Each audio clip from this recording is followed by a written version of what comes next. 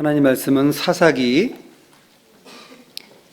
2장 1절부터 2장 6절부터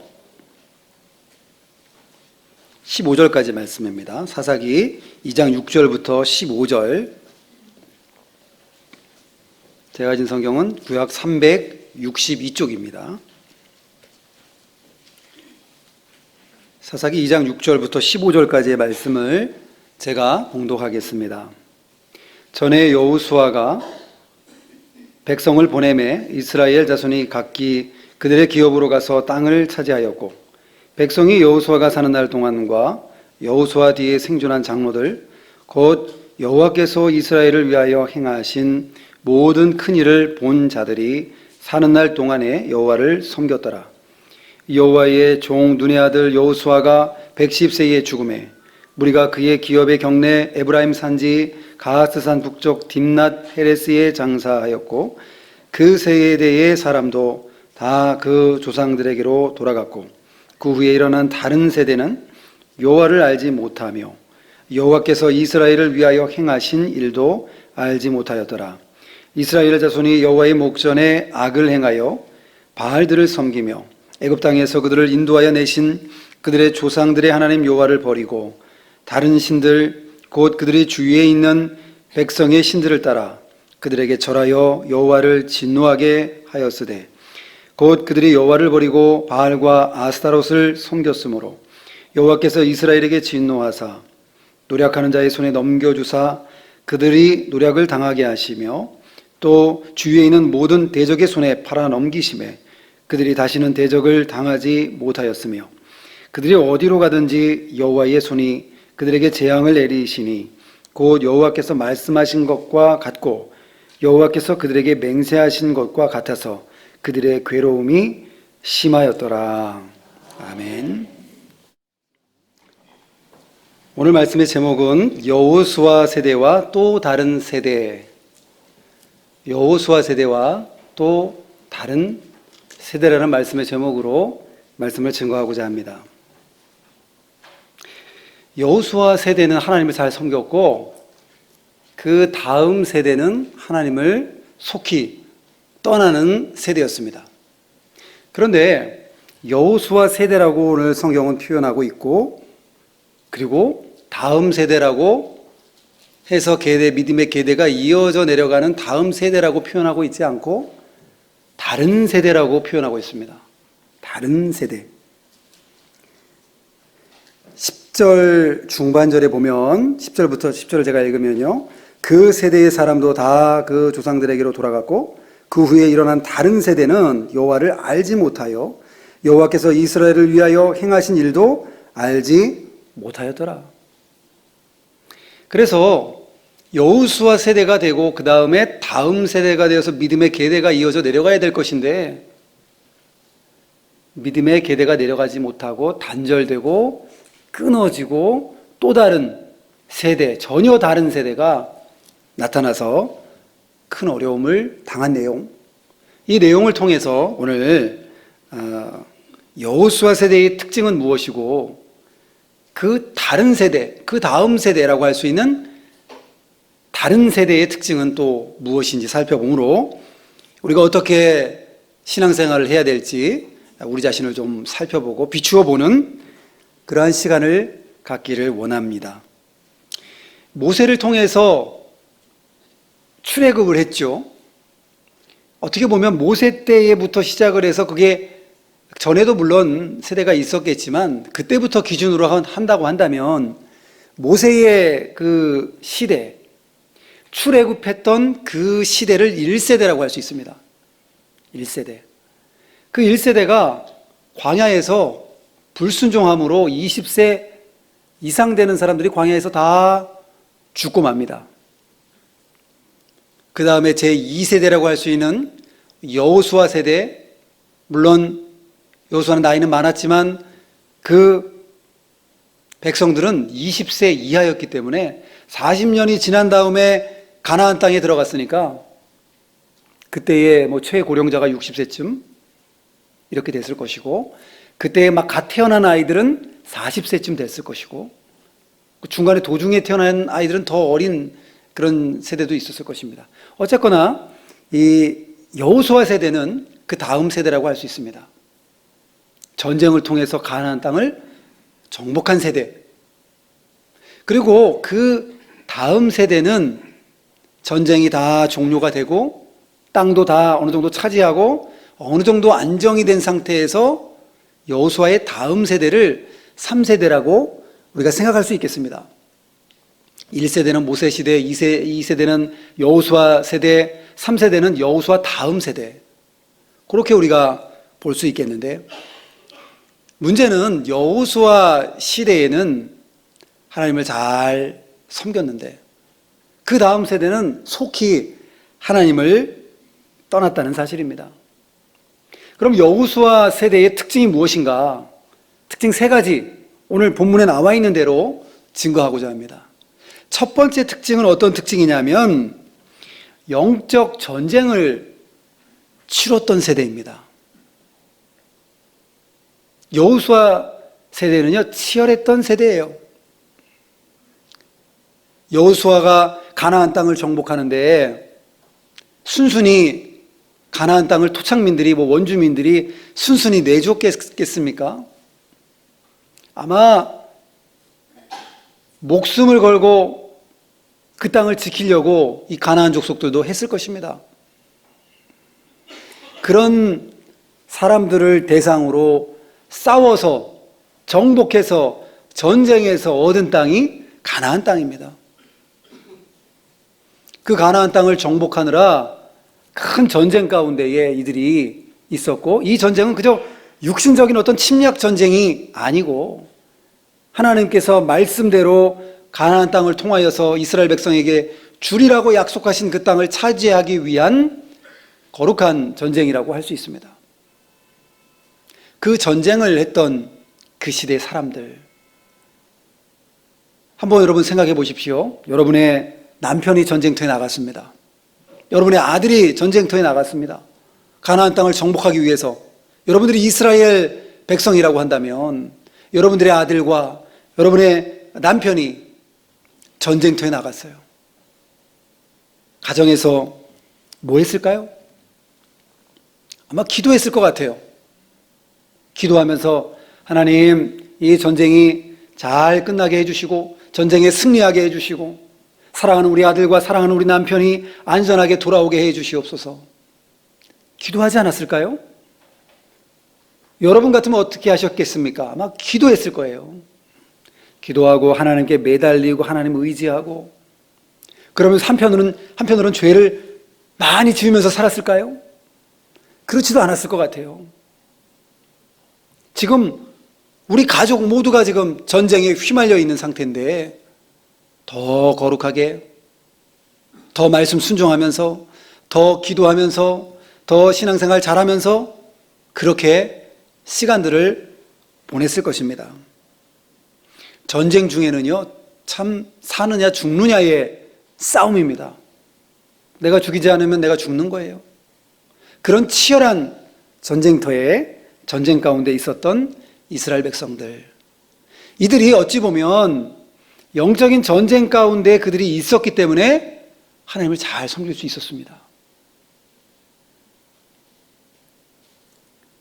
전쟁이 있고 환란이 있고 어려움이 있을 때 하나님 더욱더 의지합니다.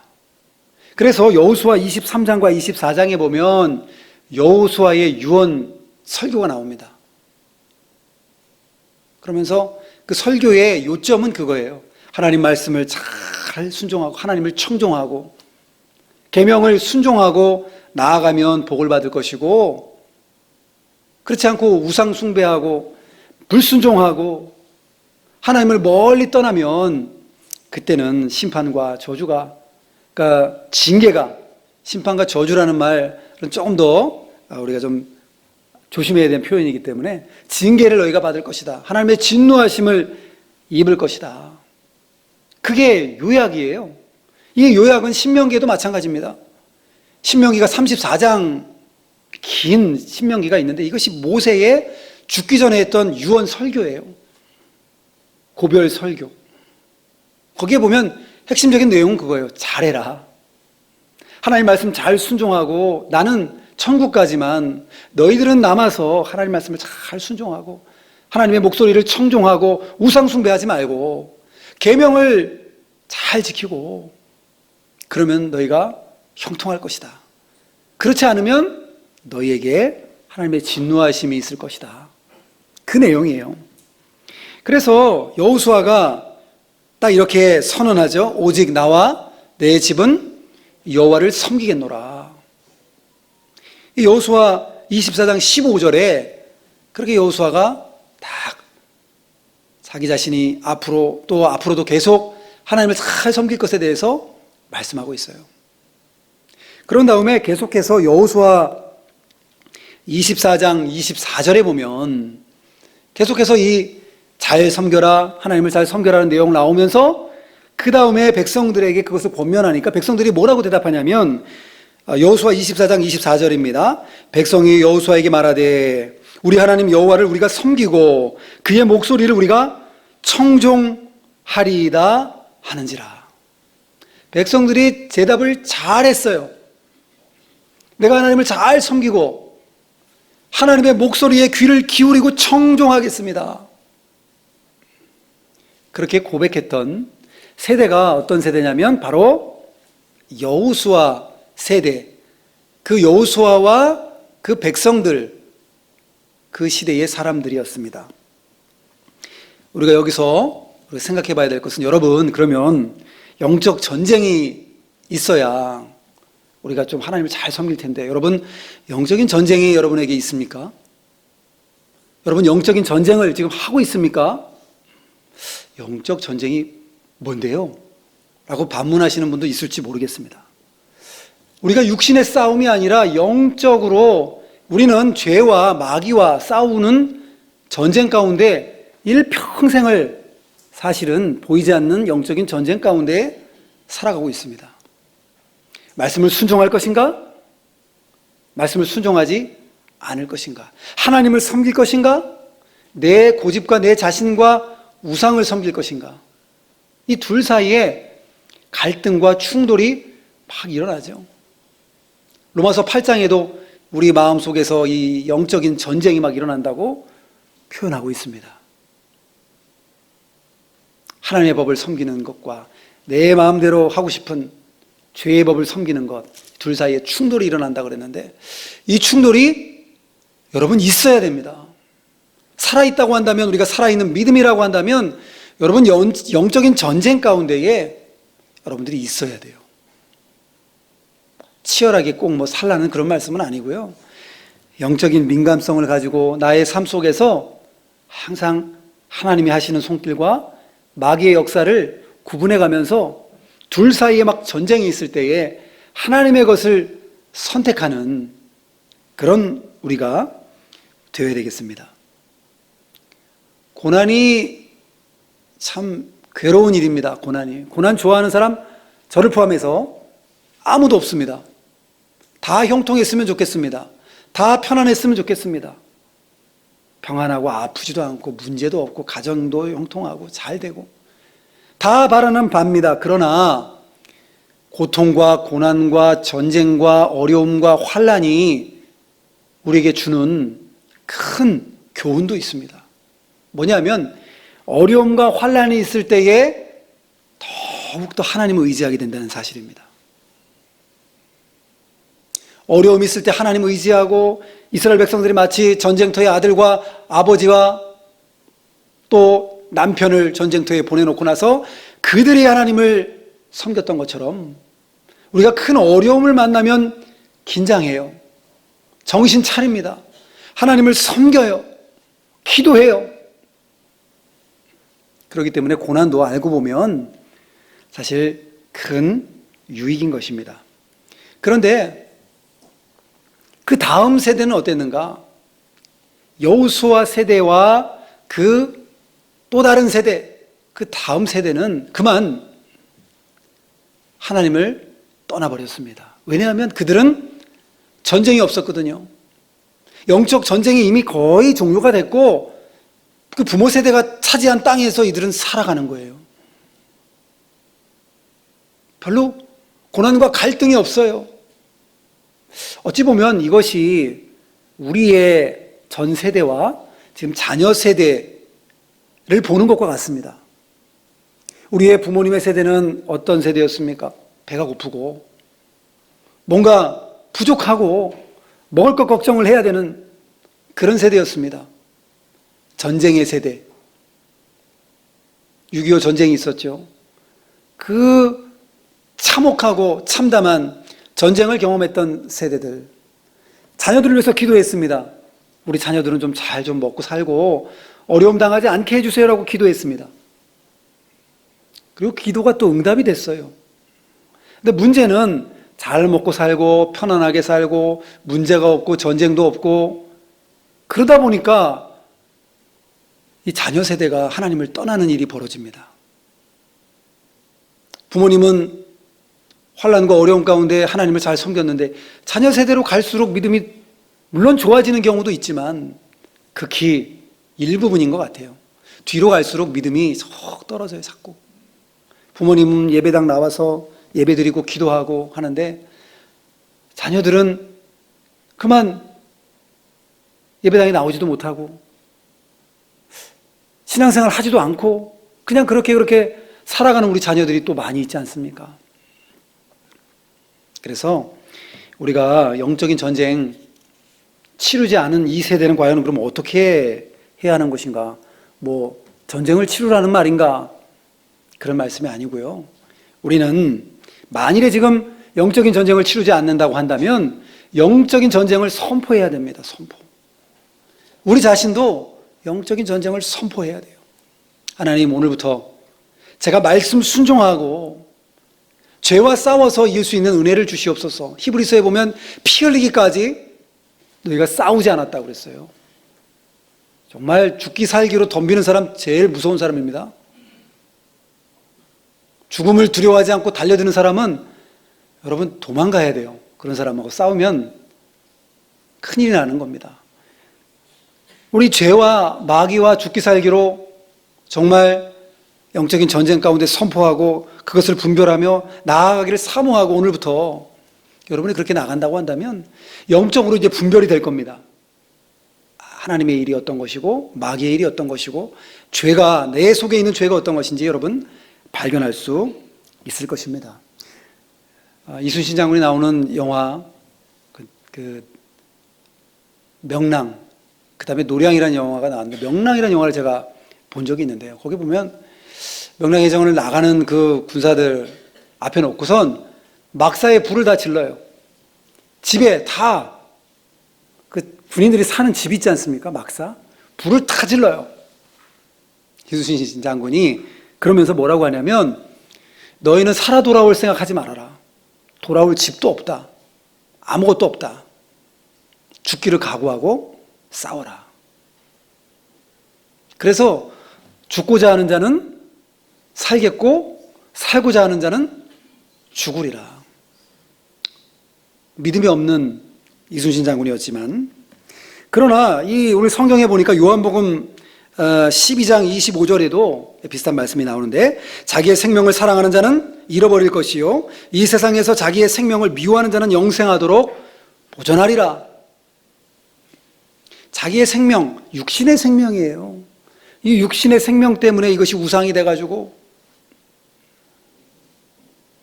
그래서 육신이 좀 편안하려고 하고 그렇게 살아가면은 결국에는 그 생명을 잃어버린대요. 영적인 생명을 잃어버린다는 뜻입니다. 그리고 육신의 생명 각오하고 하나님을 섬기고 정말 어떤 일이 벌어지더라도 하나님을 끝까지 신뢰하고 나아가면 하나님께서 이 육신의 생명을 뛰어넘는 영원한 생명 우리에게 이미 주신 바 되었는데 이 영원한 생명을 보존하게 하신다고 이렇게 말씀하고 있습니다.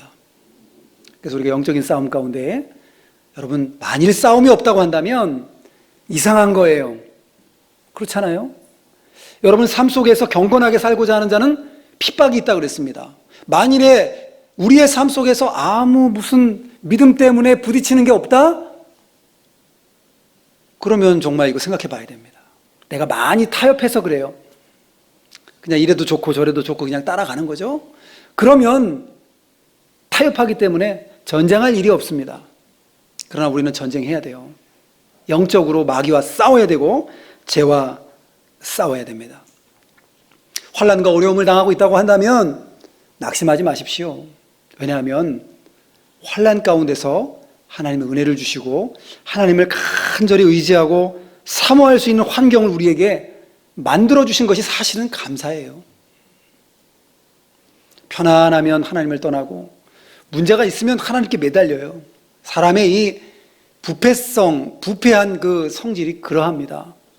그래서 로마서 5장 3절에도 보면 우리가 환난 중에도 즐거워하나니 이는 환난은 인내는 연단은 소망을 이루는 줄 알미라.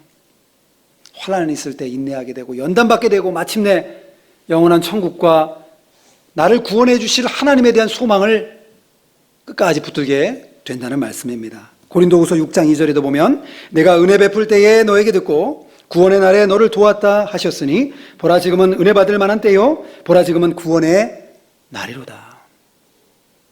언제가 구원의 날이고 언제가 은혜 받을 만한 때인가?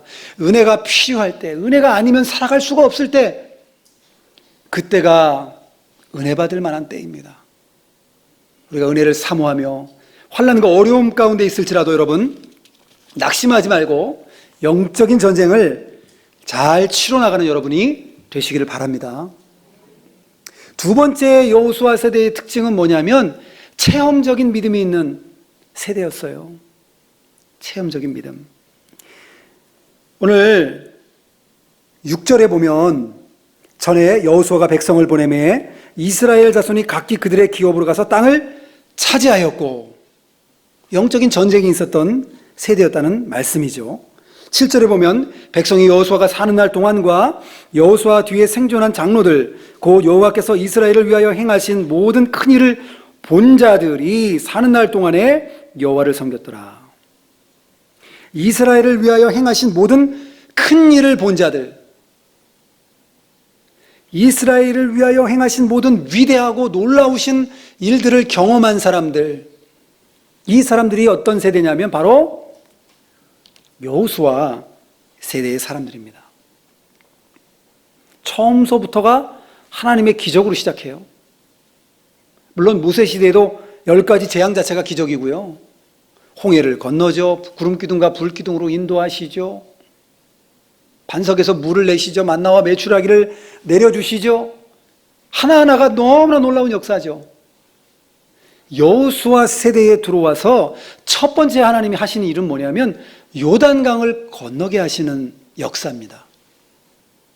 그런데 그 역사도 댐을 만들어가지고 돌을 갖다가 쌓아가지고 요단강을 멈추고 넘어가는 그러한 요단강 도하 사건이 아니라 기적적으로 제사장들이 언약궤를 메고 먼저 물속에 발을 내딛자 물속으로 막 들어가는데 놀랍게도 물이 끊어지는 거예요. 물이 멈춰 서는 겁니다. 그래서 거기를 이스라엘 백성들이 건넜습니다. 하나님의 말씀과 제사장이 맨 언약궤 하나님 말씀을 앞세우고 오로지 하나님만 믿고 순종하고 나아가면 하나님이 길을 열어주시고 살 길을 주신다라는 메시지와 말씀인 것입니다. 그렇게 기적적으로 요단강을 넘어요. 그런 다음에 기적적으로 또 이 여리고성을 차지하는데 하루에 한 바퀴씩 돌죠. 제 7일째 되는 날 7바퀴를 돌면서 제사장들이 양각 나팔을 불고 큰 소리로 외치고 그저 말씀 순종한 것밖에 없어요. 그런데 이 여리고성이 무너져 내립니다. 놀라운 역사를 이스라엘 백성들이 경험했습니다. 아, 말씀대로 하면 하나님께서 역사하시는구나. 안 될 것 같은데 7바퀴, 6바퀴 반쯤 돌아도 아무 성벽이 벽돌 하나쯤은 좀 떨어져야 될 텐데 벽돌 하나 떨어지지 않고 그냥 멀쩡해요. 그래도 끝까지 믿고 7바퀴째 딱 도니까 그때에 함성으로 소리 지르니 무너져 내리는 겁니다. 이것들을 다 경험한 세대가 바로 여호수아 세대예요. 그러니까 꼭 그렇다고 해서 기적이 있고 어떤 방언이 있고 예언이 있고 환상을 보고 뭐 그런 어떤 신비주의적인 어떤 체험을 해야만 그것이 신앙의 체험인가? 그렇지 않습니다. 신앙의 체험이라는 건 나와 하나님과의 관계 속에서 하나님이 나를 인도해 주시고 나를 이끌어 가시는 경험이 체험입니다. 기도하다가도 응답받고, 내가 힘들고 어려운 상황 가운데 있었는데도 아슬아슬한 상황 가운데서 나를 건져주신 일, 기도했더니 하나님이 이렇게 인도하신 일, 이것이 바로 체험적인 신앙이라고 할 수 있습니다. 하나님과 동행하는 그것도 하나님과의 경험과 체험이에요. 어떤 권사님, 오늘 하나님 비가 옵니다. 비가 오니까 좋습니다. 만물이 다 소성케 되고 이 식물들도 비가 오니까 좋고 농사가 잘 되니까 좋고 좋습니다.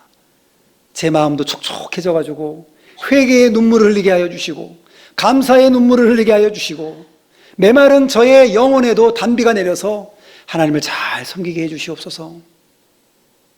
그렇게 기도하시는 우리 권사님도 계시고요. 하나님과 이제 동행하는 거죠. 대화하는 겁니다. 일상적인 삶 속에서 하나님과 같이 사는 거예요. 그곳에 체험이 있는 것입니다. 뭐 대단한 하늘에서 불이 떨어지는 것만 체험이 아니에요. 그래서 우리도 체험적인 신앙 가져야 합니다. 여러분, 체험적인 신앙이 여러분에게 있습니까? 꼭 대단한 그런 놀라운 기적이 아닐지라도 소소하게 하나님과 여러분 동행하시면서 하나님과 함께하고 계십니까? 기도하시고 응답 받으셨습니까? 기도하다가 내 뜻대로 응답받지 못하더라도 기도하다가 은혜 받으셨습니까? 그것도 다 우리의 체험입니다. 큰 어려움을 만났을 때, 하나님과 동행할 때, 말씀 순종할 때, 말씀 순종하다 보면 신앙 체험을 하게 돼요. 안 될 것 같은데 하나님 되게 해주시고, 그런 일들을 우리 삶 속에서 경험하면 그것이 체험입니다. 하나님과 동행하는 것입니다. 이 여호수아 세대는 체험적인 신앙을 가졌던 세대예요. 그런데 그 다음 세대라고 저는 표현하고 싶은데 성경은 자꾸 다른 세대라고. 왜냐하면 정말 다른 세대거든요. 이 여호수아의 다음 세대, 이 다른 세대는 하나님을 체험하지 못했습니다. 물론 조금 체험한 부류의 아이들도 있었을 테지만 대부분은 세월이 지남으로 몰라요. 전쟁에 대해서 여러분의 자녀들에게 말씀을 해보십시오. 먹고 살 것이 없어서 그때 얼마나 힘들었는지 모른다. 라면 끓여 드시면 되잖아요. 그렇게 얘기한다고 그래요. 라면이 어디 있어요 그때. 그러니까 그 시대는 다른 시대인 것입니다. 그래서 이 세에 체험적인 신앙이 없었던 이들은 하나님을 떠났는데 그들에게 그러면 우리는 어떻게 해야 하는 것인가? 체험적인 신앙을 갖도록 신앙의 교육을 통해서 그들을 권면해 나가고 계속해 나가야 돼요.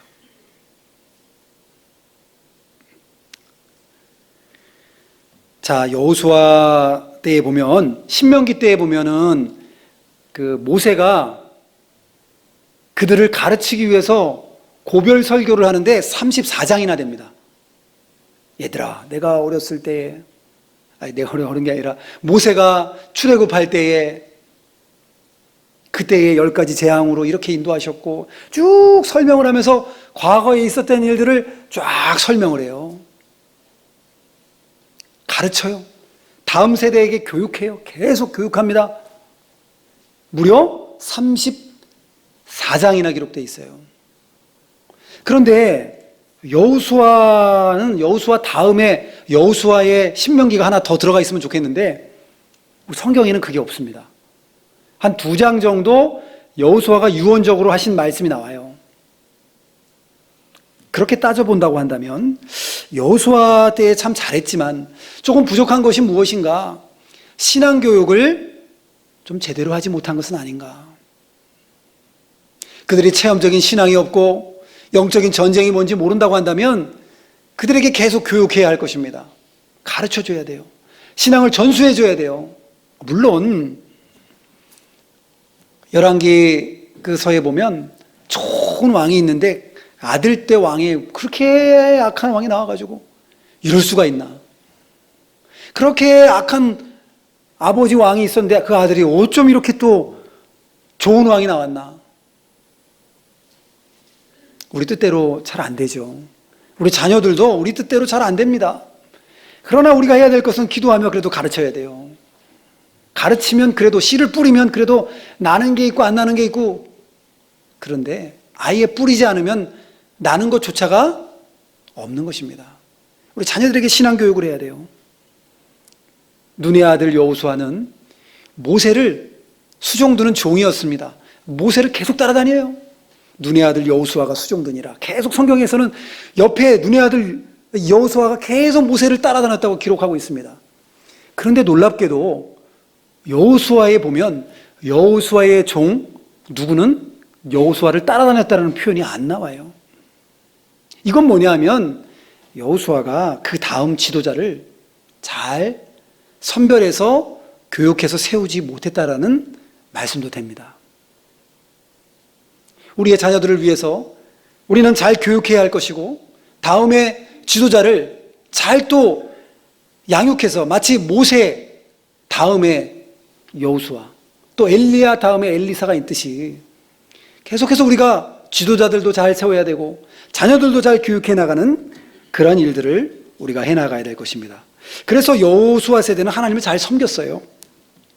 여기 보면 7절입니다. 백성이 여호수아가 사는 날 동안과 여호수아 뒤에 생존한 장로들 곧 여호와께서 이스라엘을 위하여 행하신 모든 큰 일을 본 자들이 사는 날 동안에 여호와를 섬겼더라. 그들이 그러한 때는 하나님을 잘 섬겼지만 여호수아가 죽어요. 8절에 여호수아의 종 눈의 아들 여호와의 종 눈의 아들 여호수아가 110세에 죽음에 무리가 그의 기업의 경내 에브라임 산지 가스산 북쪽 딥낫 헤레스의 장사였고 그 세대의 사람도 다 그 조상들에게로 돌아갔고 다 죽고 맙니다. 다음 세대가 나오죠. 그 후에 일어난 다른 세대라고 그랬죠. 다음 세대가 아니라 다른 세대는 여호와를 알지 못하여 여호와께서 이스라엘을 위하여 행하신 일도 알지 못하였더라. 영적 전쟁도 없고 영적 체험도 없고 신앙적인 체험도 없는 이 세대, 이런 세대는 그만 하나님을 떠나서 11절부터 15절까지의 말씀은 여호와를 떠나서 바알과 아스타롯을 섬기고 우상을 섬기다가 결국 이들이 큰 괴로움과 어려움을 당한다는 내용입니다. 저와 여러분 오늘 여호수아 세대와 또 다른 세대에 대해서 한번 생각해 봤습니다. 우리가 영적 전쟁 가운데에 영적인 민감함을 가지고 여러분 영적 전쟁을 해나가시고 체험적인 신앙을 통해서 하나님을 가까이 하시고 자녀들을 말씀으로 잘 양육하고 지도자를 세우고 다음 세대를 길러나가고 우리 자녀들을 위해서 기도하며 헌신하고 우리 자녀들을 잘 다음 세대를 준비하고 길러나가는 여러분들이 다 되시기를 주님의 이름으로 축원합니다. 기도하겠습니다. 걸어가신 아버지 하나님, 여호수아 세대는 영적 전쟁에 있는 세대요, 또 하나님을 깊이 체험한 놀라운 하나님의 크신 일을 경험한 세대였지만 그러나 그 다음 세대는 또 다른 세대여서 전혀 다른 세대여서 이 세대는 영적 전쟁도 알지 못하고 체험적인 신앙도 없고 하나님을 속히 떠나서 우상을 그만 섬기고 마는 이런 안타까운 세대가 되었습니다. 우리도 이것이 우리의 현실이라는 사실을 깨닫고 우리 자녀를 위해서 기도하며 교육하며 지도자를 세우고 다음 세대를 준비하고 나아가는 저희들 다 될 수 있도록 은혜 베풀어 주시옵소서. 예수님의 이름으로 기도하옵나이다. 아멘.